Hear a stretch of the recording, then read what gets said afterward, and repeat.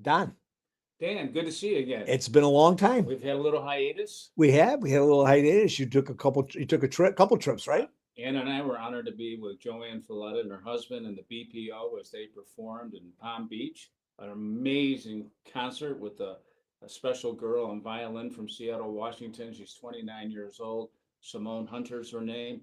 She plays that thing like you and I would play a fiddle. Oh, And that's she great. made it sing. And it was just wonderful to see our Philharmonic taking center stage at the Kravitz Center in Palm Beach and putting on such a fabulous performance. That's nice. That's nice. We haven't been in Florida in a while. My wife and I think that we need to get away for a little bit, but I'm glad that the TSA thing is now rectified. I love the fact that they're still fighting about it, and Trump gets them paid. I love the idea that like there's not a lot of things that he's doing lately that I'm excited about, but I'm glad that he did it because we should not hold pay from people who work every day. Holding federal employees hostage, as the Democrats and the Senate are doing, is shameful. I blame them both, Don. I got to be honest with you. I think this is both happening. And you and I are both. What's nice is that we're kind of middle of the road guys here. Yeah, we really are. And I got to tell you, I blame them both. I blame both parties for doing this because somebody has to be the adult in the room. Well, let's say you elected me to Congress. Right. One thing I'm not going to do is put a federal worker on the job without pay. Right. It's unconscionable. That's right. And they're home. When And I'm they're home. paid, I'm That's out right. at Disney World or wherever they go. I think that they should not be paid. Yeah. I think everybody's pay should be held. I think they should be ashamed of themselves. Embarrassed. They should. They should. Look, it's really easy. Like I was having a conversation with somebody about our area around here, right? And I said, look, I'm not going to cast blame on anybody, but I want to just ask you one question. Who has been making the decisions in the state of New York? The Democrats have been making decisions. Okay, now we agree, we all agree to that fact. Now, when things are not right, who do you want to blame? Who's ever in power? That's right. Who is to blame? Okay, now this is the point. If you're in power, you shouldn't look for off ramps to blame somebody else for it because we don't really have any control over it. Well, the buck Republican, stops here, right? That's exactly right. Take ownership in this. Both parties in Washington should be stepping up and saying, we don't have the right to be paid until everybody gets But paid. they don't say that. They don't. No, they go home for 2 weeks. Yeah, or wherever they go. Wherever they go. And then I tell you, this is where Trump made a really smart move. I'm paying him anyways. Now, who's going to come out and say something to Trump and not allow them to pay him? Nobody's going to say one word. You want to know why? Because it's buying him time. And now anybody that steps up to the plate and says he can't do it, he's only doing it for the employee. Right. So it was a good move on his part. Dan, this invasion of Iran and trying to take out the Ayatollah and the Islamic fundamentalists. And then you have some senators saying, well, this is going to be another endless war. No support. Anything they can do, the jab, jab, jab, jab. Okay. We never come together as a unified nation saying these are people who say death to America, death to Israel. If they ever had a nuke, they use it against us. Right. And look, we're in. We've done it. Okay. Now that's right. We've done it. Now what we should be doing is we should be coming back and saying, how do we get this thing done? Make sure we hold his feet to the fire with regard to getting out as soon as we can.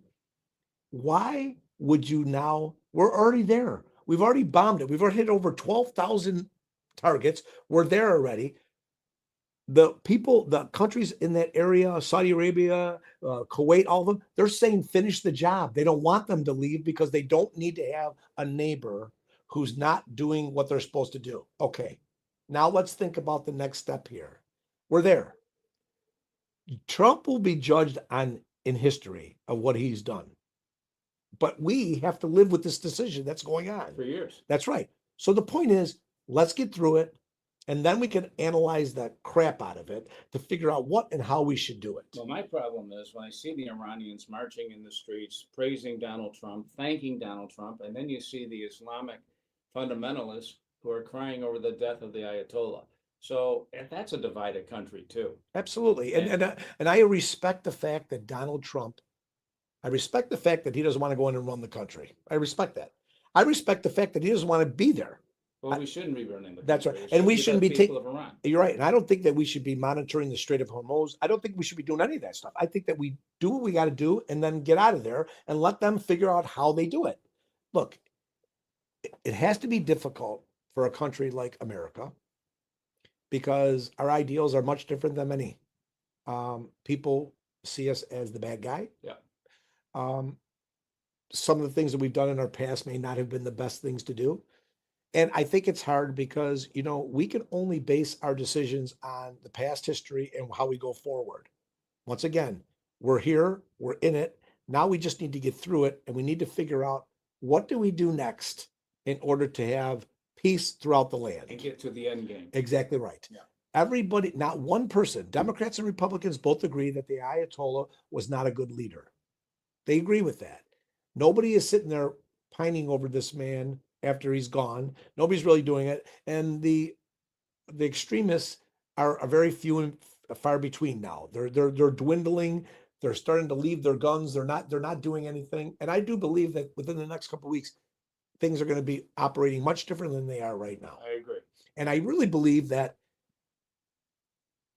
no one will ever get credit for the fact that we did this in 6 weeks or 8 weeks or whatever it is. We won't get credit for it. But when oil is flowing and things are moving, and when there's not a threat of a country out there trying to bomb somebody and trying to do all that stuff, it will relieve the tensions that are being built by the extremists. And I was surprised that Iran would fire missiles on fellow Arab nations that they did. Well, I think it's clear that Iran really doesn't have any friends. Yeah, they stand alone. They stand alone and they're doing what they want to do. They really believe that they're here for God. They really believe that their convictions are right. And look at where it's got them. And today, again, I go back to the thing that America has to be, it's a very difficult place to be American because we hold certain things that are very sacred to us. We allow a lot of freedoms, and we cannot inflict our freedoms across the world because people will resent that. But you have to look at the situation with Iran and say, what's the end game for the people and how much chaos are you creating? And I believe that I don't think that Iran has a very good record. Well, there's a woman on my street who's lovely. And she says she's Persian because she doesn't want to say she's Iranian because she's embarrassed to what the country's become under the Islamic fundamentalists. She says it's such a beautiful country. Imagine it is. And the people can be wonderful. And that's when I see these beautiful women marching in the street, thanking Trump without a burqa, free like our women are. Right. And it's just a culture that I don't understand completely. And I'm happy for them. But, when I see these lesbians marching on the No King Day and saying, let's restore Iran, let the Iranians restore their own country with the Ayatollah of their choice. If they took one step into Iran, knowing that they're a lesbian, they would be stoned to death. And to your point, Don, I think that I have quite a few friends who are Muslims and they're very dear friends of mine. Good people. And look they have a very different view than we do about this conflict, as your friend does. And here's what I hope happens. I hope what happens is that accurate information is coming out. Because here's what I fear, just like here in our own little world of Amherst, New York. I fear that we only get snippets of information. Now, you're a newsman most of your life. So you understand that what's reported is what's sensational, which will get press, will have people. And I'm hoping that the information that we're getting out is accurate. Well, there's that retired General Jack Kane, who I had the utmost respect for. In fact, if I ever had an opportunity to meet him, I would thank him for his service and ask him to run for president. And he says we're doing a great job, that our military generals are in charge. They have a game plan. They know what they're doing. Everything is falling into place. I have seen video of our jets and our bombs and the ballistics and what we are dropping on that country, and it is amazing. It's unbelievable how they're doing it. Did you hear about the discombobulator? Discombobulate? No. Okay. Supposedly there was a new, I'm not going to call it a bomb, but there's a new thing that they use that it's called discombobulating. It will like people were, what ends up happening is like people can't function. You can't figure out what's going on. Right, right. So they were talking about that. They had a conference, they were talking about it yesterday on the news. But look, here's what I hope for. I hope that we get accurate information. We help the people out. I hope that they get what they want. I hope that people are able to live a good life. And I hope that all the stuff that is not right is corrected, because it's hard for us here. I'm also optimistic about Cuba. Me too. And Me too. this Marco Rubio, our Secretary of State, Amazing. really amazing man. I think he's going to be a phenomenal candidate in a couple of years for president. When he spoke out and all of a sudden broke into Spanish to talk to the people in Cuba, it gave me great hope that they are going to have a democratic government again. I love, think about it for 1 second. Wouldn't it be great? Wouldn't it be great if you never mentioned the word Democrat or Republican ever again, and you were doing it for the people? Yeah, we're just Americans. That's right. I'm so, after going through those elections, Don, I will tell you in my heart of hearts that the secret to peace and doing things the right way is that you get rid of the labels and you vote for the people who you think have your best interest at heart. You talk about Marco Rubio. I think he's probably one of the smartest people I've ever seen. And I appreciate the fact that he's smart, and he never mentions about being a Republican or a Democrat. But he talks about the things that we have. And I think that that's where we need to get to. I'd love doing one with Margaret Brennan on the network Sunday mornings. Margaret, that's not the question. But I know. Here is the question. Right, this exactly. is the issue. And she's like, oh, really? Yep. And put her in. Well, Stephanopoulos too. He like JD Vance and people, they're asking the stupidest questions. I mean, like, look, this is where I think that the party affiliation becomes a problem.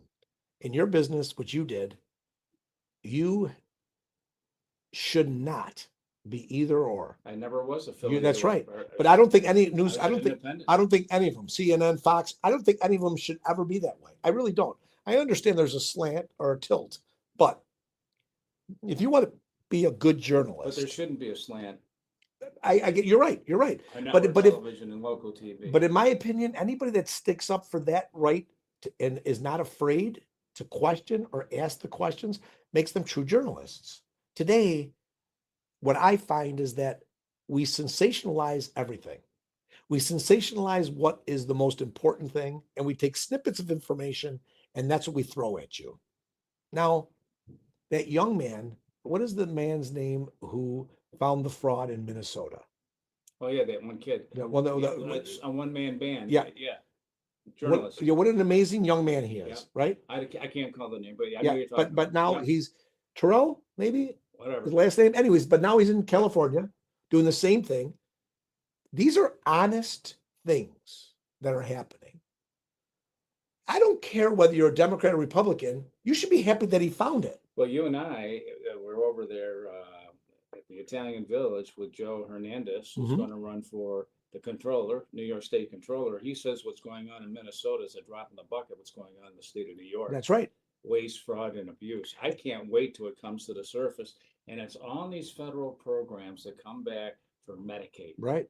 And no one has a handle on the Medicaid program. See, now, in my opinion, what Governor Hochul should be doing, and all of our politicians, they should be calling for an examination. Why don't they, though? But they should. They should do that. They should call for an examination. Just like Mark Poloncarz, right? We've got problem with legal now. You saw the counselors were being overcharged. Oh, yeah. We've got problems with the cars, right? We got problem with the cars. We can't afford to put Westwood on the market. And by the way, that's another thing I want to talk to you about too. We're going to talk about Westwood. Why? What happened there? Oh, well, I want to finish this thought about Mark Poloncarz. But anyways, so we got these issues over there. Mark Poloncarz gets out there, starts blaming everybody else. Hey, bud, you're in charge. Why are you not doing something about it? Why are you not looking into it? This is the kind of thing that just blows my mind. You want to take all the accolades and try to make yourself look like you're the best thing since sliced bread. But guess what? There's a lot of stuff happening right under your nose. And it's all of a sudden, it's the legal person's fault. It's this person's fault. It's that person's fault. what you should be doing is you should be monitoring your departments. You should know everything that they're doing. You should make them accountable for their job. That's what you should be doing. Well, you're the county executive. That's exactly right. And you're the man at the head. That's exactly right. right. Like I got a notification from City Hall saying that I owed $100 to register as a landlord. It was a house that I owned over 25 years ago. So I paid for parking, took 3 hours out of my day, went down to City Hall. I went from room 103 to 113. 113 said I had to go up to 301. 301 told me I had to go to 304. But the nice thing about the guy in 301 who told me I had to go to 304 is that he gave me a name. And I asked for that gentleman. He couldn't have been nicer. He goes, my God, this is a mistake. And I said, well, I know Sean Ryan needs money, but I didn't know he needed it this badly. So well, it got resolved. But I had to go down there in person and take care of something that never should have come to my house. Now, this Article 78 is still going on. We're waiting for the judge to make his ruling. On this on Westwood. On Westwood, okay? So now, I really hope that I win this lawsuit. And the reason why I hope I win this lawsuit, because today, in Business First, there's an article. Country clubs have a new focus in 2026. Now, I'm going to go to a place where it says, okay. What will the investment market look like for country clubs in 2026? There are 4 companies that are listed in this article that are aggressively buying golf courses because there's not enough of them. Now, I want Sean Lavin, the whole town board, Mark Polingars to read what's in there because I'm Business First, because I hope you lose, because I hope that you will go back and review this and try to get somebody in here to buy that club and make it a golf course for profit so we get our taxes. Well, because we still lose $8 million in the town of Amherst. But if we keep it ourselves and get the tax revenue, at least we bought it, right? There you go. Okay. This leads me into my next topic.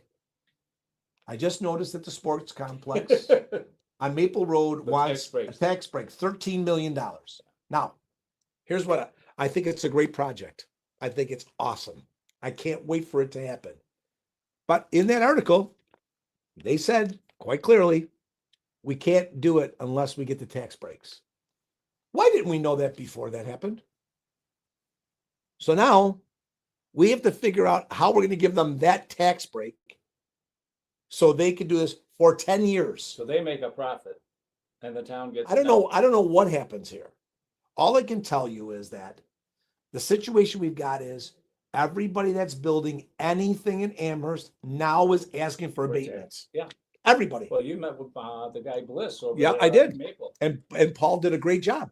He put together his application. He went through the proper channels. They gave it to him. It's not Paul Bliss. It's not his fault. It's not the doctor's fault. Is it the IDA? The IDA now has their own rules and regulations as to how we do this. Yeah. So if the IDA's rules and regulations are kind of skewed, then we have to figure out how we handle this. All I'm saying is these projects are wonderful. They're great. Why don't you just come out and say it in the beginning? Tell us that you're going to ask for this. We need a tax break to make it happen. That's right. Why not come out and just say it? Why not be honest and upfront? The idea is wonderful. It's a great idea.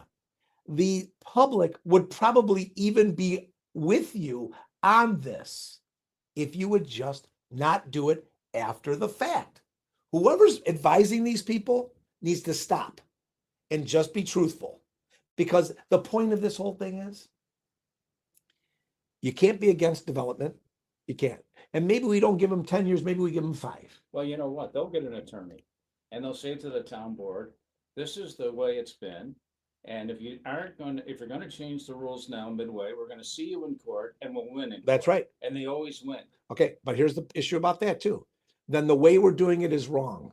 That is exactly the reason why we went before the judge for Westwood, because they did it wrong. Their procedures were wrong. They did not give us enough opportunity to go in there and fight and say what we had to say. They didn't do it. They tried to rush it through in an election year. Okay. I hope I win just because of that fact, because like you just said, we're setting precedents that our pocketbooks are are the ones who get hurt. Yours and mine, people that live here. This is why we got to get past this affiliation with parties, because you should be able to sit down, Democrats, Republicans, blanks, independents, all of us sit down and say, okay, Mr. Developer, what do you want to do? Well, I want to build a complex. Great. We need it. So what do you need? Tell me up front what you need right now. Well, I need this, this, and this. Okay. Look, I want to work with you. But you know something? Amherst needs to get something out of this. We have to make sure of it. Now you go before the public and say, we already talked about this. We already did this. It was in the original plan. It was in the original plans. Well, it kind of reminds me of the Williamsville Central Schools.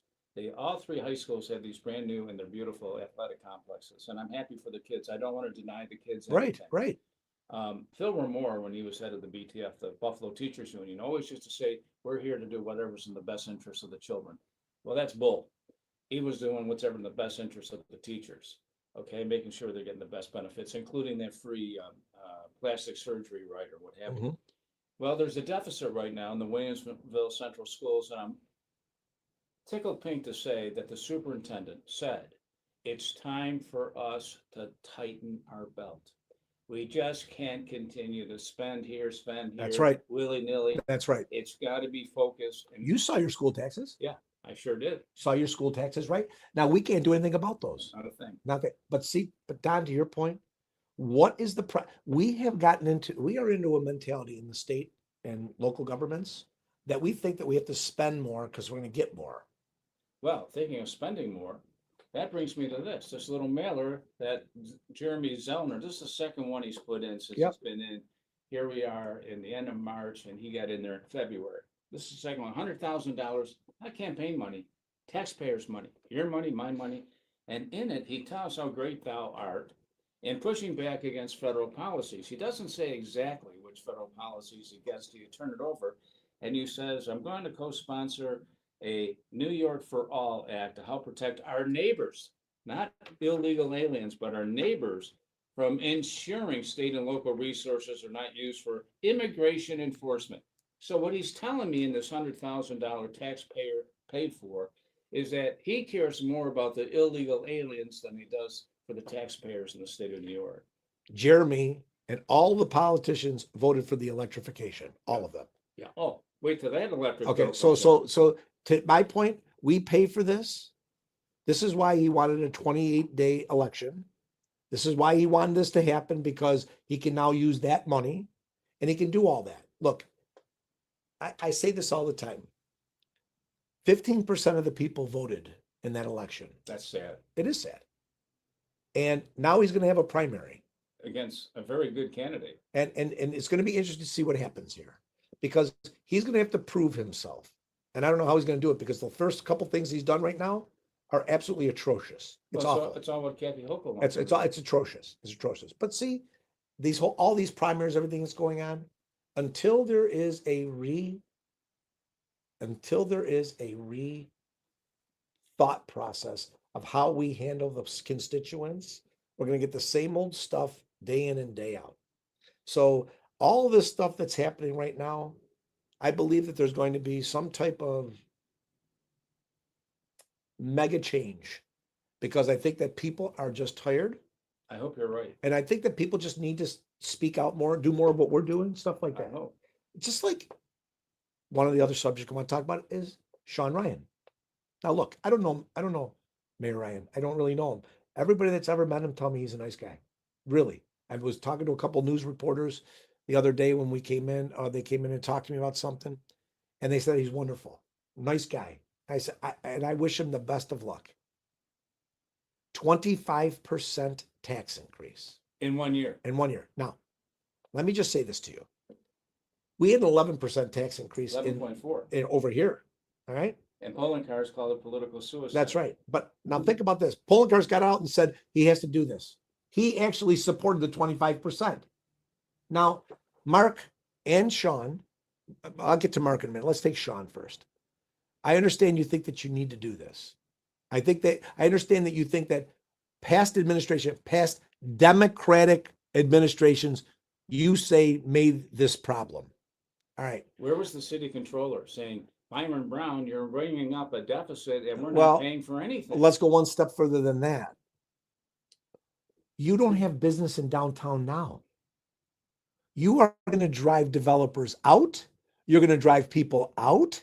You're going to see an exodus like you've never seen in the city of Buffalo. I feel sorry for any restaurant owner. Oh, I'm glad I closed my restaurant. I'm glad I closed it in downtown Buffalo. No lunch business. That's right. And I'm going to just tell you something. I understand he may feel like his hands are tied. He wants to allow $500 million of borrowing power from the control board. He wants to be able to borrow $500 million because now today everybody thinks we got to spend more money to get this thing straightened out.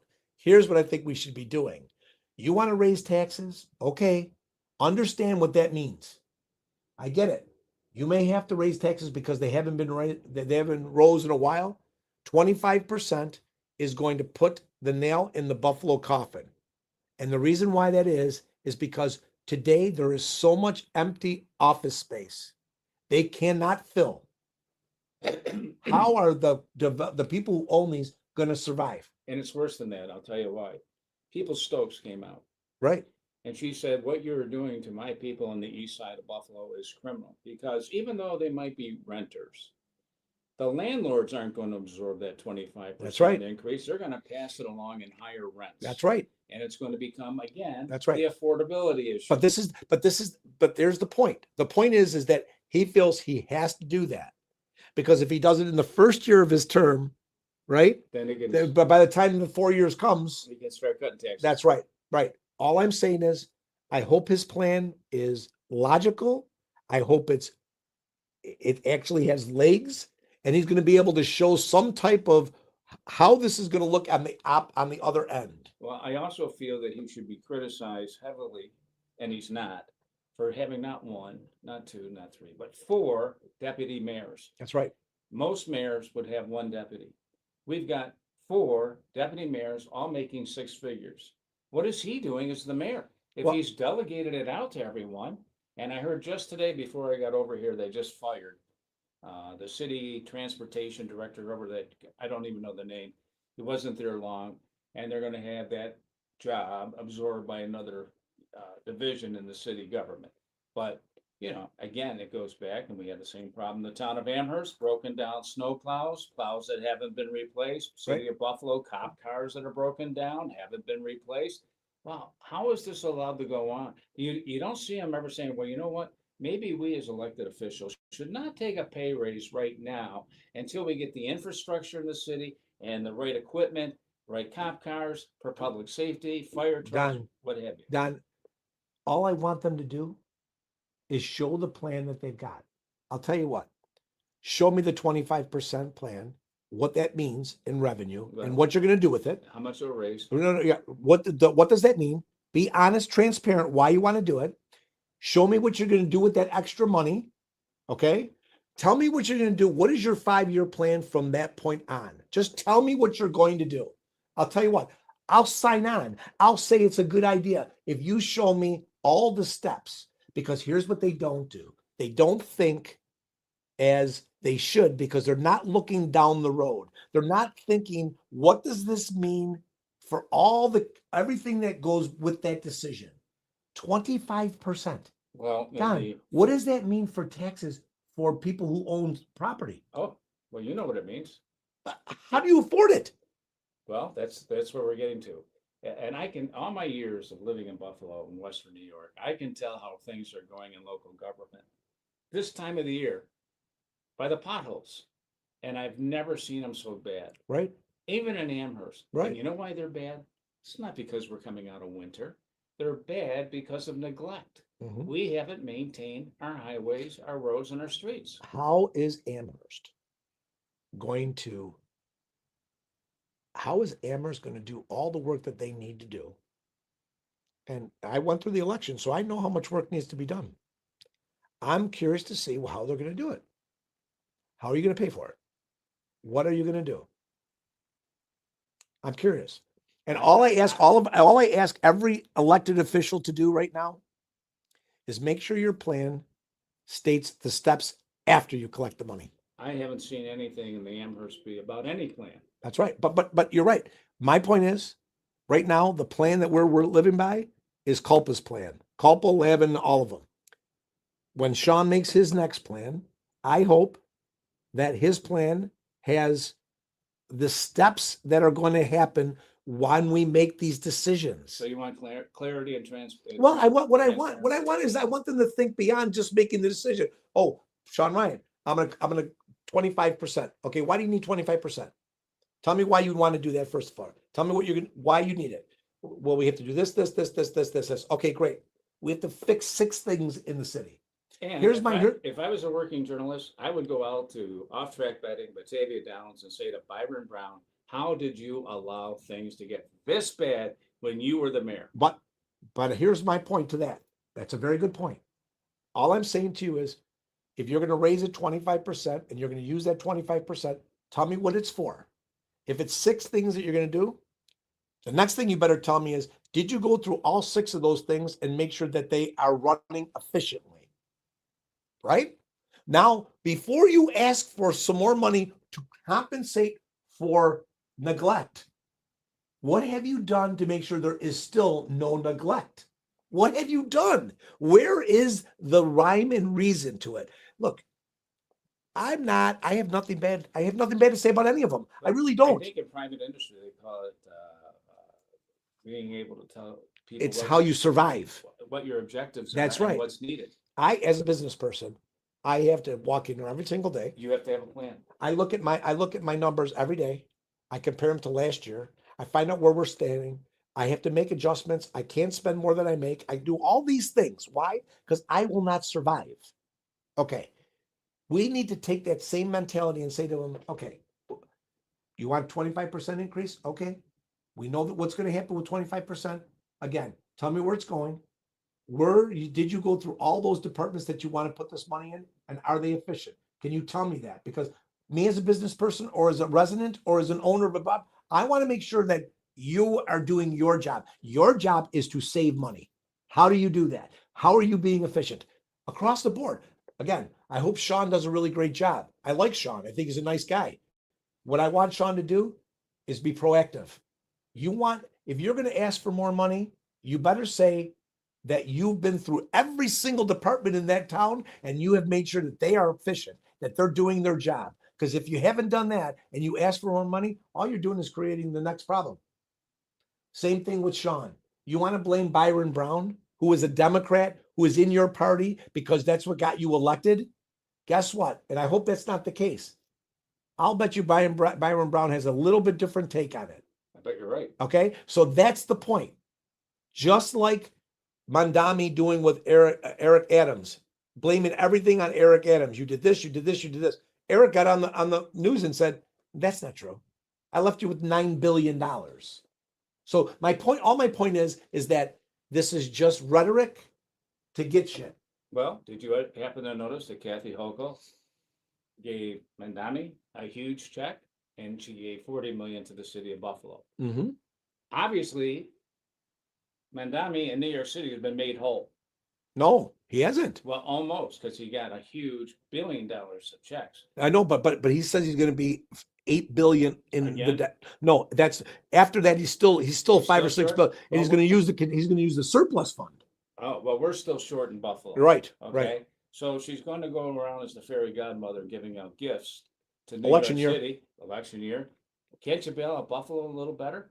Well, but again, look it's wonderful that she's going to give us money. I think it's wonderful. Not enough. But the point is, did you solve the problems? No. Did you make Sean Ryan or Byron Brown come to you and say, I need $40 million? Okay, why do you need it? And this is how we're going to correct it so we don't. That's right. That's right. Yeah. Why? To me, this is all about people are not taking responsibility for every action that they make. You know, when Jimmy Griffin became mayor in 1977, 78, I guess when he took office, I used to cover the Buffalo Common Council budget meetings. And they are the most boring hearings you ever want to cover as a reporter, TV reporter, maybe not so much for press. And Jimmy Griffin used to tell me, that's the most important hearing going on. It's all about the budget. That tells you where the money is and where it's going. And he was right. Well, and again, Don, again, I think the problem is that things just changed drastically. They just change. But again, this is about accountability. This is So about they're doing gonna have it. to bring the control board back in, a Yeah, heart control yep. board. Yeah, and let me tell you something. In the next 3 years, it'll all change. It'll be different, and something will happen, and it'll be different. Anyways, Don, Dan, nice talking to you. always a pleasure. We'll see you next week. And I just hope that people appreciate what we're trying to do here. It's not that we're trying to take cheap shots at anybody who's elected or who's let us down, but it's just have a dialogue of how we can improve the quality of life here. I want to help them. There you go. If any one of them called me and said, Dan, I want you to help me, I would do it. This is about us having a better relationship with the people around us. I'm giving a commencement address at Damon University in May. And one of the things I'm going to say to the graduates, besides congratulating for a wonderful milestone in their life, and here you go, now it's time to show us what you got. But as you do well in life, don't forget to do good. That's right. And put your hand out to those below you on the economic ladder and see if you can give them a little boost up. I agree. Always willing to give something back to our great community. I agree. Well, thanks, Don. We'll Thank see you next week. All right.